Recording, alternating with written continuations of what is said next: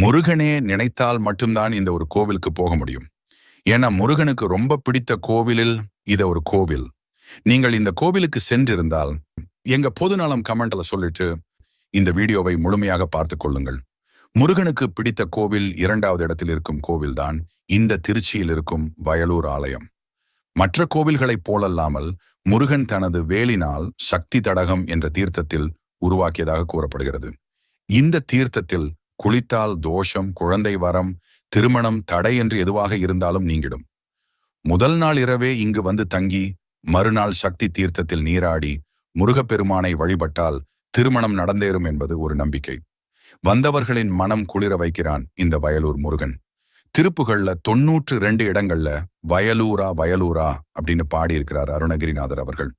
வயலூருக்கு வா என்று அருணகிரிநாதர் முருகப்பெருமான் உத்தரவு விடுறாரு. முருகப்பெருமானோட உத்தரவை ஏற்று